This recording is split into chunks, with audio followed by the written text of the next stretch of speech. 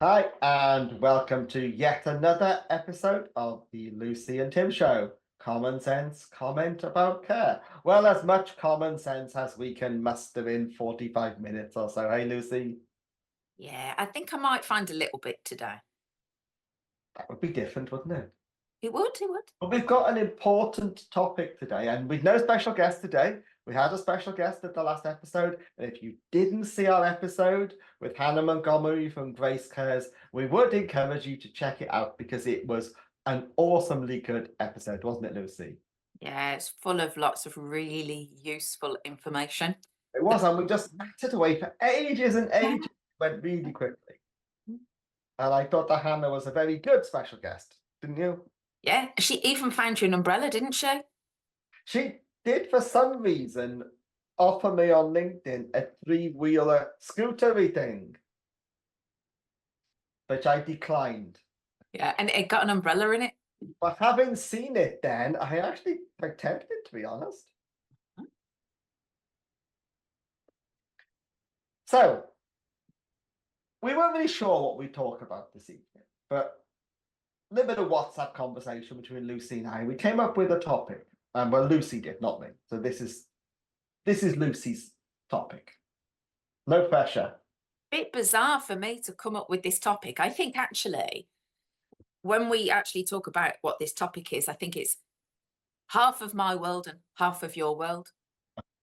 So, do you want to introduce the topic? So we get You're so eloquently, flattery will get you everywhere.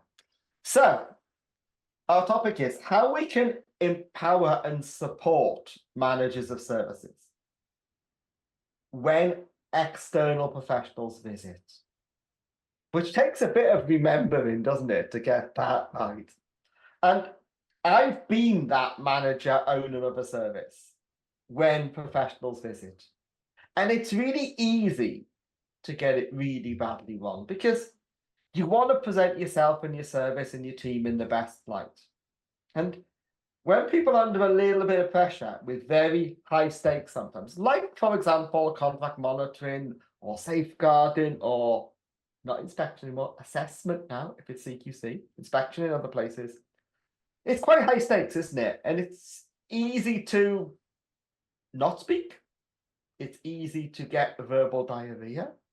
It's easy to say the wrong thing because you've got in your head, don't say, don't say, don't say. And next minute you say what you're not supposed to say. Mhm. So where should we kick off, Lucy? What do you think is the most important thing that they should do? I know what Lucy's going to say. Go on. Okay, what do you think I'm going to say, Tim? Oh no, I'm not saying that because you'll change it just to make me look stupid. No, I wouldn't do that to you because What? fundamentally, if I did that, that would break the thing that needs to happen first. I know what she's going to say. She's going to say the R word. I am the You are R word. the R word. Mhm. See how I hedge my bets then? Well, you see, the thing is, the R word Is actually, is respect. no, See, I made it again. Yeah, yeah. right, okay. So That the, again. so the R word is fundamentally key, not just for when somebody from an external body comes in. It's fundamentally key when somebody comes in to potentially enter into some sort of an agreement or a purchasing sort of arrangement. Also, it's fundamentally important when somebody comes in for an interview. Can I guess what it is again? Yeah, go on.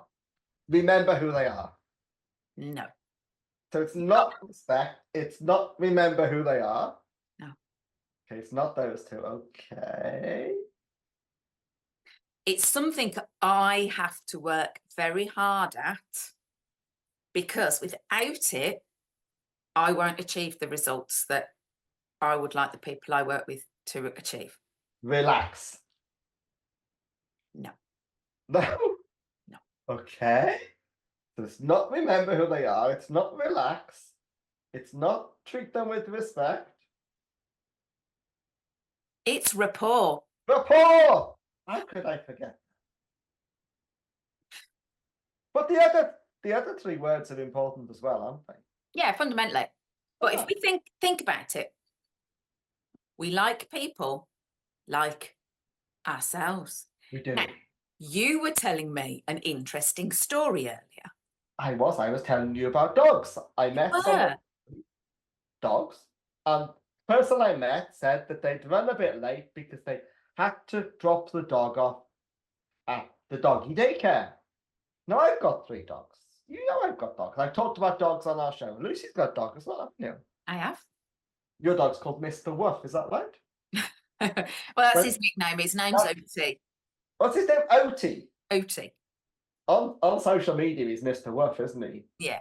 That's his pseudonym. Yeah. So I said to this person, and what sort of dogs have you got? And we talked a little bit about what type of dogs they had. And then I talked a little bit about the dogs that I had. And then I joked to the other people in the room, there'll be a short interlude whilst we just show each other photographs of dogs on our phones, which we didn't do, but it did establish rapport. Mhm. And I was interested in why their dog needed to go to doggy daycare.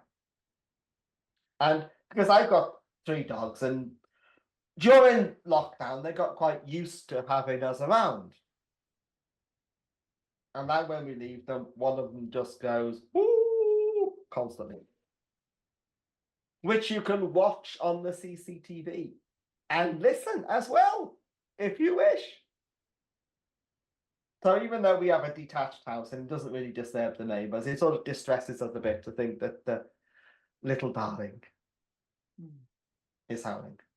You see, the thing is, Tim, I can absolutely teach people how to build rapport, but I'm really no good with dog separation anxiety.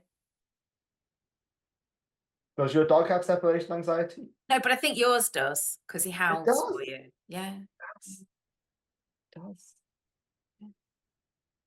There you go. So, rapport. Let's do rapport, not dog separation anxiety. Yeah, no, let's just do rapport. So What- fundamentally, rapport is a natural process. It's an unconscious process.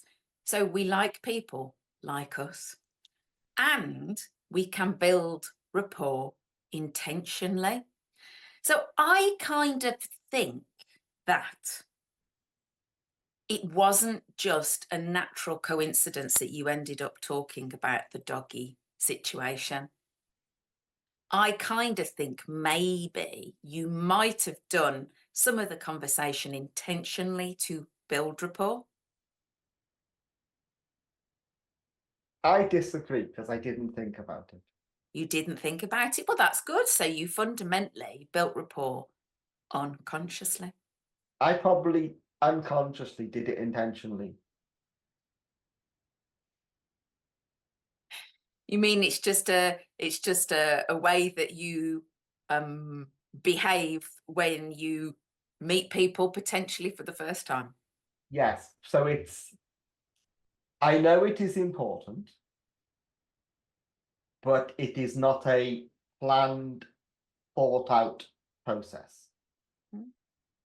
So that we could suggest is something that we've all learned throughout life. Yeah. That there are these social norms, things that we do, constructs, rules that we follow when we meet people we've not met before. I wish I'd have been better at it when I was younger. Yeah. Do you think? But don't we all wish we'd been better at stuff when we were younger? Yeah, and I think there's that element of we don't know what we don't know, and when we're younger, we haven't got the life experience to be able to learn stuff, and we don't get taught the stuff a lot of the time. But there was something I was thinking about then, and it was confidence. Okay. That potentially, now I'm mind reading here, so feel free to tell me I'm wrong. But when you were younger, probably with a little bit more confidence in yourself, a little bit more confidence in the environment you were in or the situation, or potentially if you had a bit more confidence in your knowledge, then it might have been easier for you to have made those strides to kind of build rapport. This is like a public counselling session now, isn't it? No, People pay you good money for this, Lucy. Like getting it for free on national TV. What's this, Jeremy Kyle? at all. It was just it actually, I thought, was a very, very good segue to fundamentally one of the reasons why people find it less easy when these external professionals come into the building that they're in. So I'll answer your question. If I believe what my mum tells me, I was a very confident, talkative child Okay. who apparently used to correct his teachers in primary school when they got stuff wrong. I don't believe that at all, Tim. But that's how I must have come across to the world. But the real Tim wasn't confident. So I did not feel like who my mum describes how I was. Interesting. Now, at the age of nearly 58, I'm comfortable with who I am. And I've learned, as you quite rightly said, to function in many different environments with many different versions of me, which is appropriate to the situation. And most of the time, I manage to choose the right version. Just most of the time. But going back to our main topic, there have been many, many occasions in my professional life when dealing with other professionals, I have felt completely like the fish out of water. But I guess the more you do it, the better at it you get. Yeah, absolutely. I do agree with you, rapport is really important, but sometimes the other person rejects your attempt to establish rapport. Absolutely. So, I mean, at its worst, it's you offer a handshake and they don't accept the offer. You ask them, would you like a cup of tea? No, thank you. And there's no hint of warmness in their voice. There's just business-like. And we think, oh, that's a horrible person. But I think we have to remember they have their own demons as well, don't they? Yeah, absolutely. And I think if we think about professionals here and we think about societal norms and we think about boundaries, and we think about those external visiting people, fundamentally, they have to be impartial. They have to play what I would call a straight bat. And it is very good for them to have a cup of tea, but it's absolutely not very good for them to sit and chat and exchange photographs of furry pets and grandchildren, because that would be stepping outside of professional boundaries in the situation that you're in. Feel good though, isn't it, to show people pictures of your dogs and your kids? Yeah, no, absolutely. But I think it's about accepting that rapport is really key. Yes. And if you control you as an individual, you will influence those around you.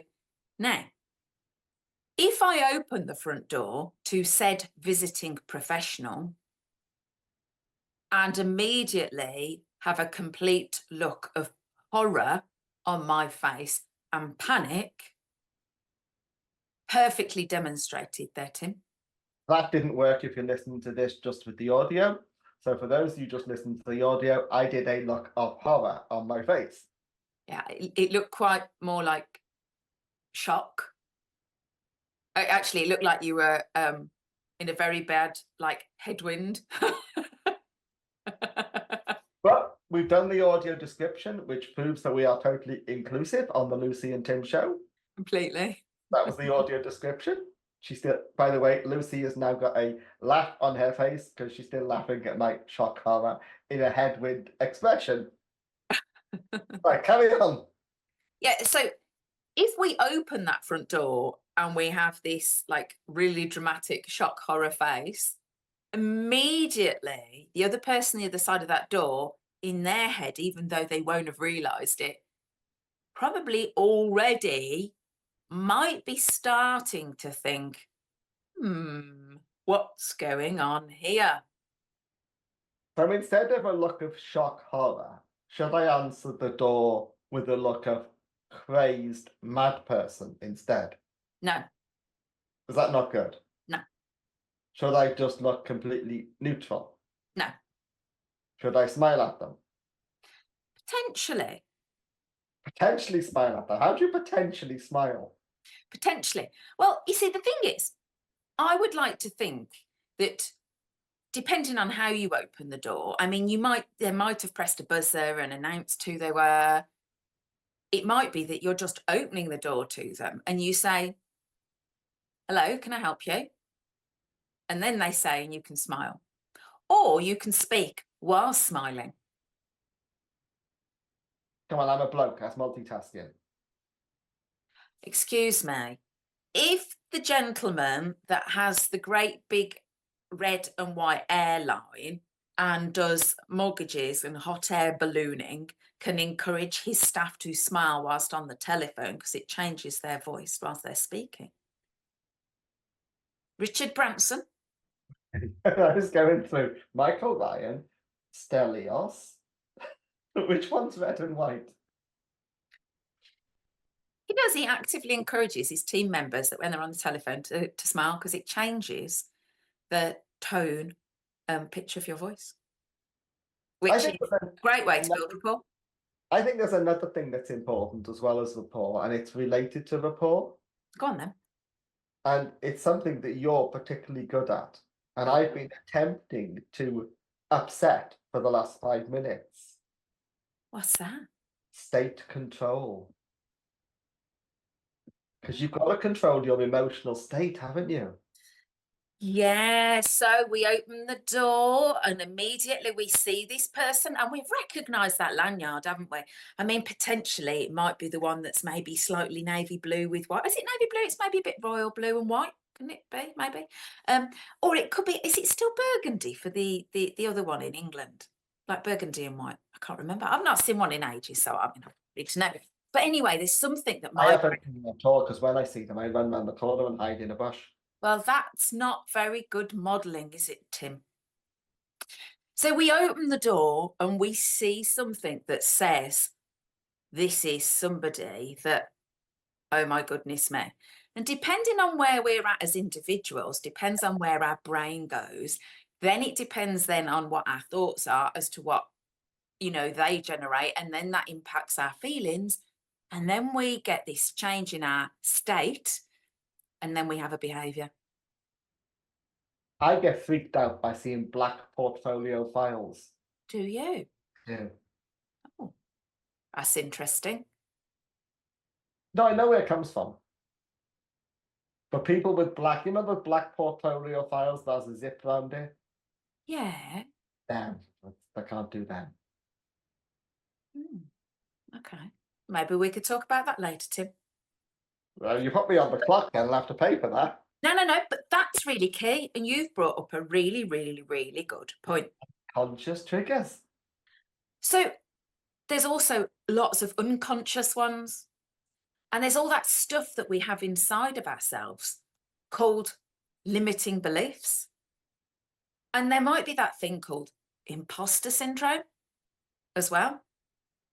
And it could be that seeing these people outside fundamentally pokes all of these vulnerabilities that we've got, that we spend all day dealing with, not talking about, hiding from the world. And before you know it, we might even have morphed into a complete and utter different state, which might not be a positive one to have if you've got somebody coming in to see what you're up to. A gibbering jellyfish. Yeah. Or somebody that suddenly starts running around and shouting orders at staff to pull doors shut, lock doors, do this, do that, do the other, which completely and utterly puts everybody else on edge. And then before you know it, Everybody's behaviour has changed. Yeah, it's contagious. Behavior is contagious, isn't It it? is. It is. And if you are a leader of a service, you are a role model for your team, whether you like it or not. Mm-hmm. And if you go into the tailspin and run around, I mean, we use lots of metaphors. Are they metaphors or similes? I don't remember. Analogies. Pardon? Analogies. Whatever. So if you go into a tailspin and run like a headless chicken, people are gonna think this must be bad. Mm-hmm. This is something to be feared. Mm-hmm. We need to behave. We need to defend the organization. And then they're all in defense mode, aren't they? Yeah, absolutely. Then you've got your flight, freeze scenario. Or fawn. I mean, we're trying to get as many bits of theory into this episode as possible, aren't we? Yeah, no, absolutely. Doing well, aren't we? Well, we are, because fundamentally, if we are somebody that is likely to be poked or triggered by seeing this, and we know there's a lot of fear out there, and that's understandable considering what the sector's been through. It's understandable considering the pressures. It's understandable considering the expectations to perform as well. But fundamentally, if we are not like in control of ourselves, that thing in our brain called our amygdala will suddenly go, okay, here we go. Let's do fight, flight, freeze or fawn. We'll be having so much adrenaline and cortisol going around the system. And that is literally, it's infectious. Everybody else will notice it. So we were talking earlier about the dogs, weren't we? Yeah. Okay. And we happened to mention Mr. Wolf. Now, a few months ago, we were out with Mr. Wolf.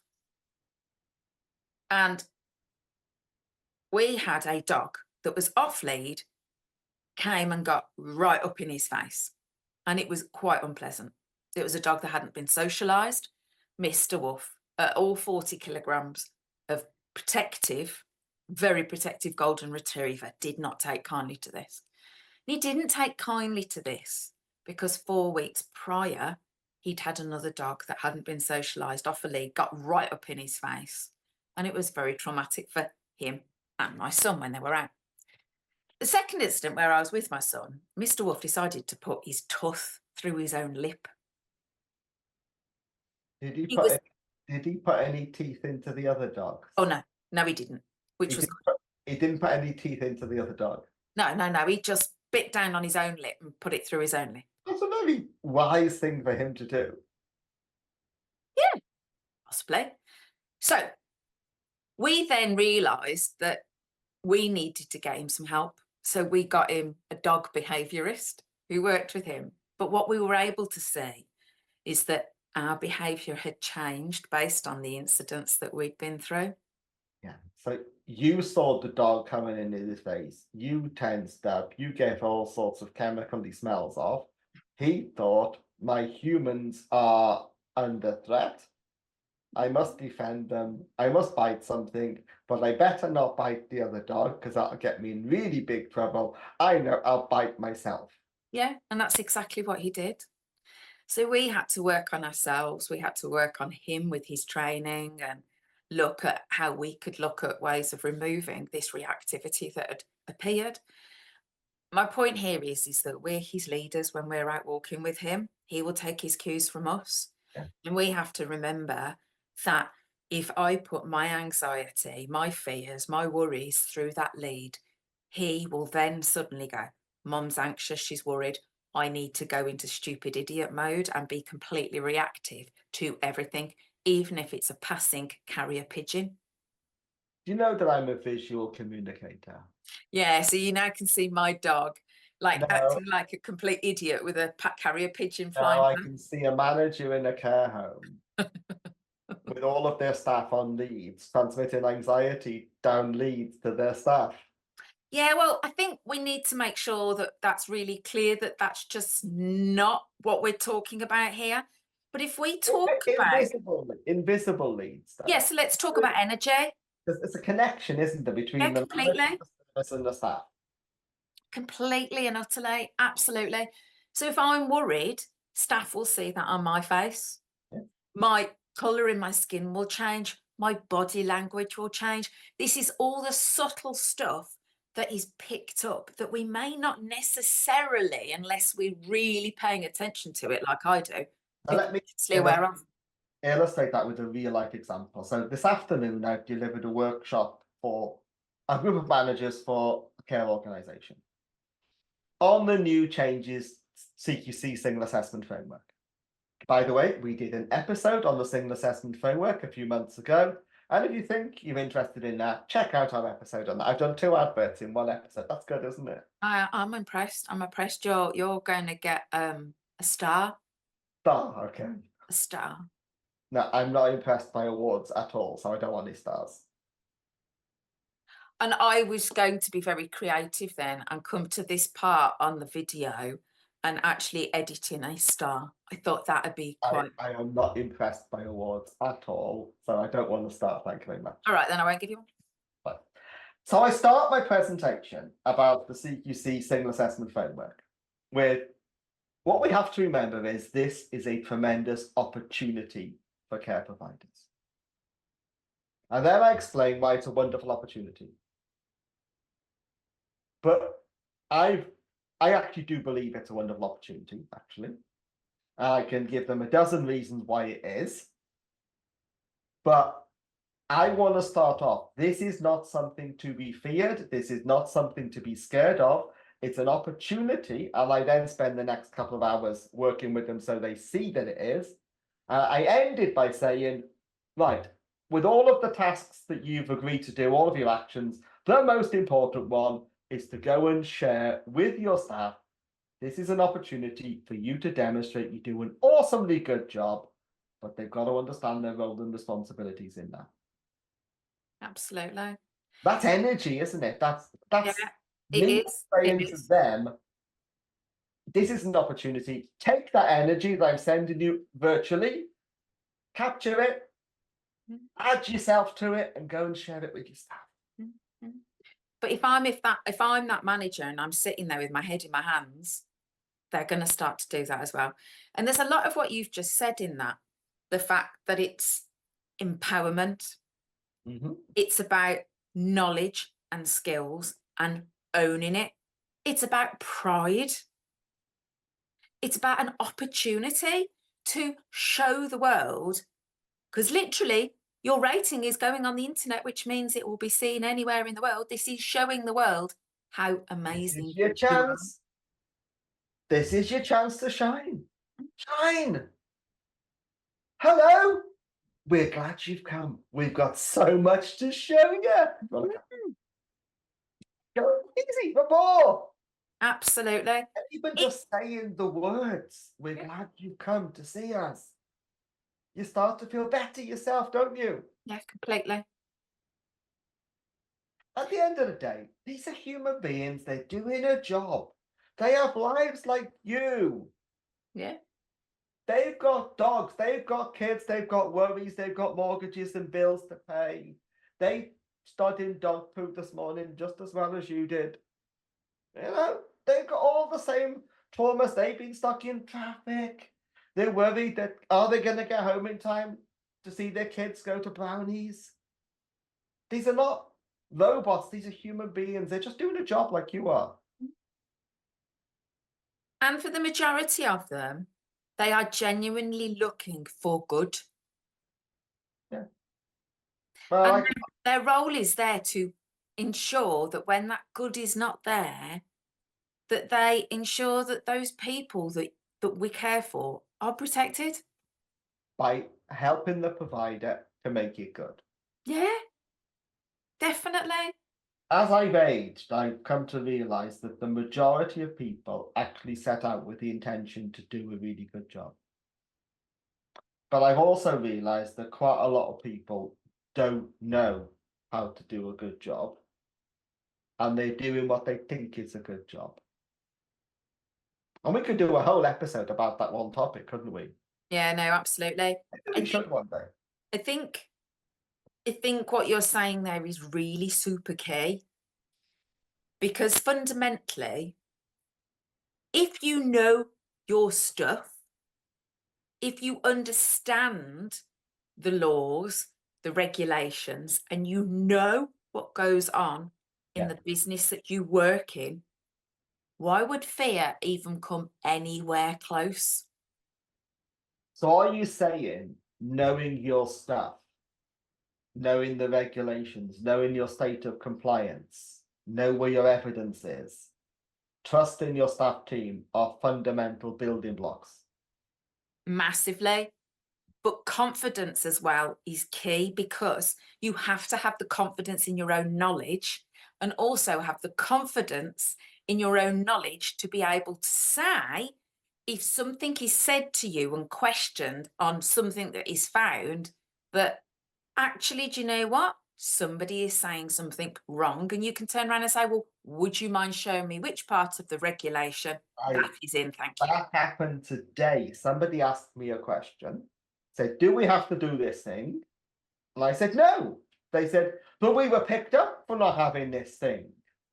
I said, well, did you ask them which regulation, guidance, law, contract that came from? No. Why not?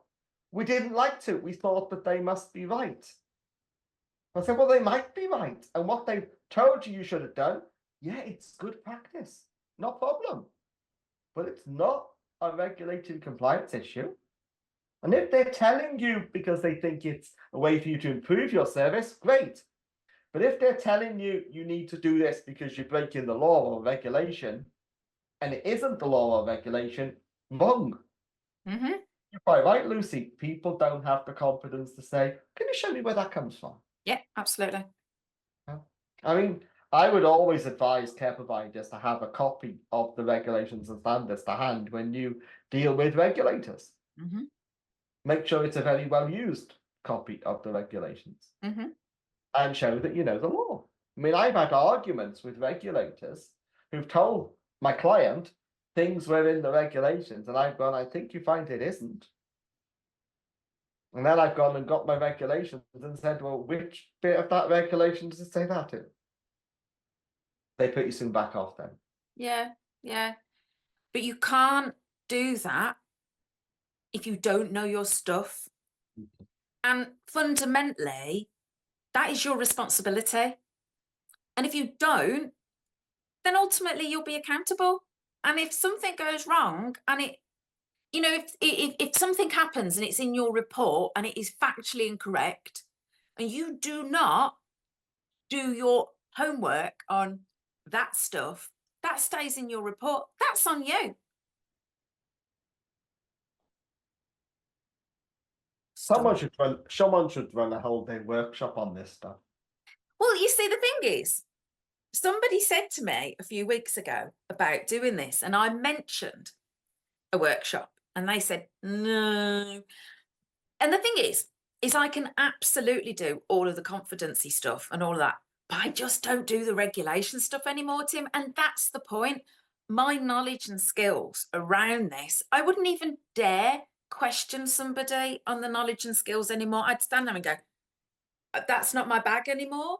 And this is what's really important. It's about knowing your own limitations, knowing where your knowledge and skills are, because it would be wrong for me to stand there and look at a report and go, it's this, it's that, it's the other, because that's not where my knowledge is anymore.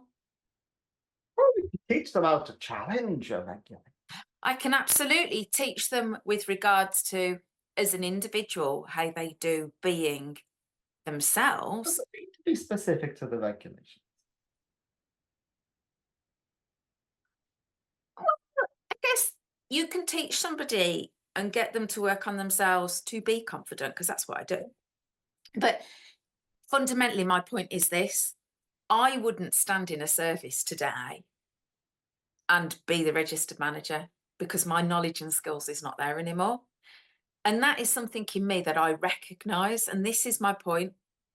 You need to recognize your own abilities and knowledge and skills to be able to state things confidently, to be able to push back, to be able to question, to be able to say, actually, Can you show me where that says that? Or I've had a look at the NICE guidelines, and fundamentally it doesn't say anywhere in it that I need to update my care plan every 4 weeks. So let's summarize. Establish rapport. Control your emotional state. Recognize your emotional state is contagious. But make sure you've got your building blocks, a secure foundation. And because I'm a visual communicator, I'm just imagining somebody controlling their emotional state, standing on these building blocks of foundations. And if it's a solid foundation, you're not going to wobble. Yeah, absolutely. So that's a really interesting concept you talked about there. And what I would say is that you've got the building blocks for your work side, what you do, but you've got the building blocks for your self side, as in who you are. And if you've got time now before that inspector comes and you know you're worried about it, then fundamentally that is your opportunity to look at the building blocks for the work side, but it's also your opportunity to look at the building blocks from your self side. And that's not just you as an owner or a manager, that's your team too.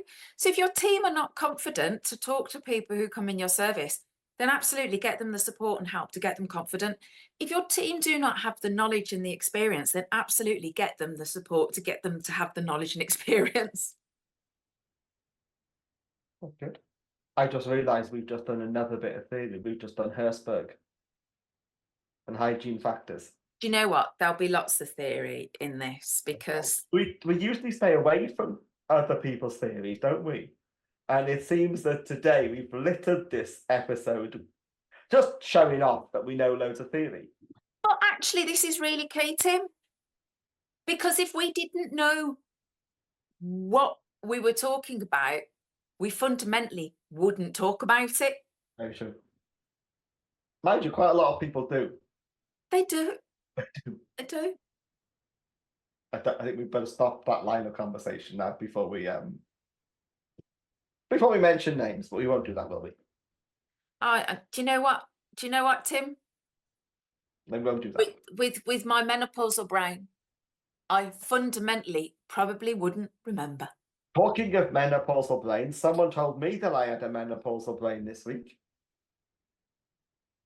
Okay, this is making me feel a little uncomfortable in my chair. It was a female. It was a female told me. Oh, I still don't know that I'm comfortable in my chair about this.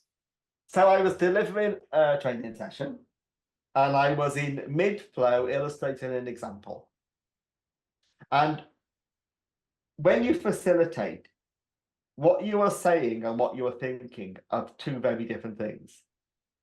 Because you're thinking about many things, including what comes next, your timings, are people understanding? What you're saying is immaterial. And then somebody asked me a question, a valid question, an appropriate question, but they asked me mid-sentence, mid my sentence. So I answered the question. And then I didn't have the foggiest idea what on earth I'd been talking about. Now that happens often to me, but it's usually what, half a second, and it comes back. But I just sat there. It was on Zoom. I was like, this is me demonstrating a blank look on my face. And I had no idea what I had been saying at all. Welcome to my world. So after about 5 seconds, and it must have seemed like hours to me, okay? I just said, I haven't got the faintest idea what I was saying. Now, normally somebody says at that point, you were talking about blah, blah, blah. I didn't. So I'm now high and dry, aren't I? Completely high and dry. Oh, well, never mind. Let's talk about outcomes instead. And I just carried on.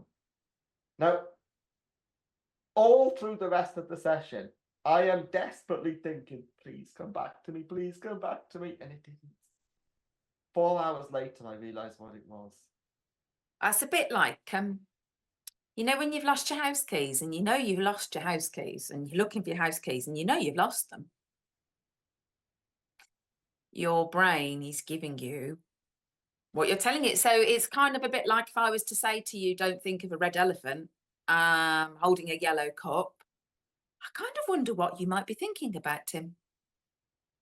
Well, I deliberately didn't do it then. Yeah, but you see, the thing is you've played this game before. Yeah, Anyway, back to my menopausal brain. So obviously you've got to use every life experience to post on social media, haven't you? of course. Of course. So somebody said that I must have a menopausal brain. Well, You know what it is, Tim? yeah, It's recording the Lucy and Tim show every other week. It's the 45 minutes around me. It's catching. but I did have quite a forgetful start to the week. I forgot loads of stuff this week. Did you? Yeah, I think it was the fourth thing I'd forgotten to take with me or do on that day. So I had a very forgetful day on Monday. Does Tim need a bit of rest? Tim's going on holiday tomorrow. Ah, there you go then. Tim's having a week off. There you go. So that's quite interesting that you say that, because fundamentally, you know, if you were the person opening the door Yes.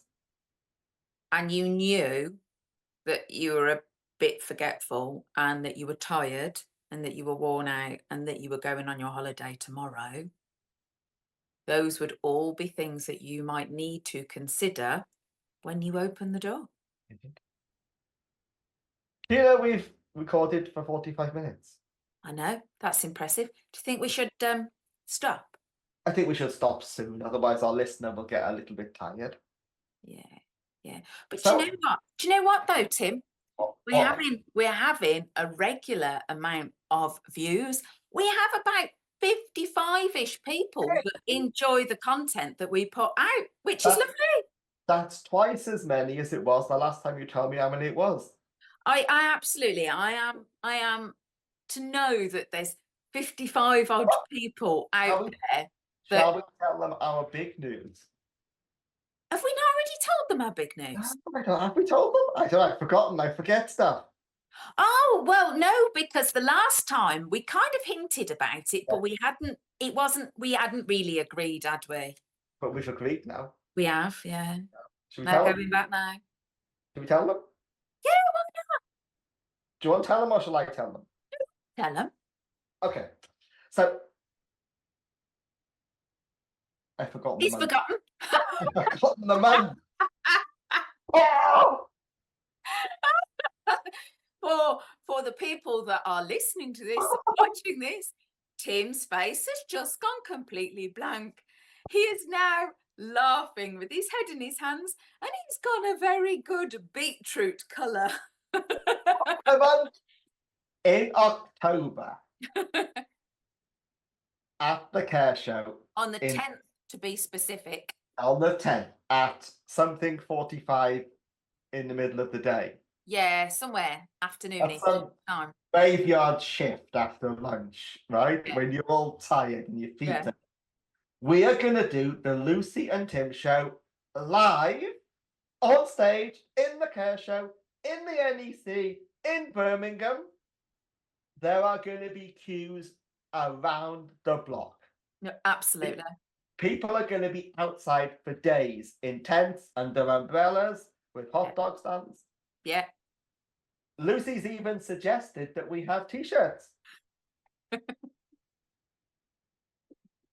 There we are. So we're going to do it live. Yeah. Oh, And if anybody would like to sponsor those t-shirts, that'd be fabulous. do we have to have their logo on it? Just maybe a little one. Okay, then. Just like tiny.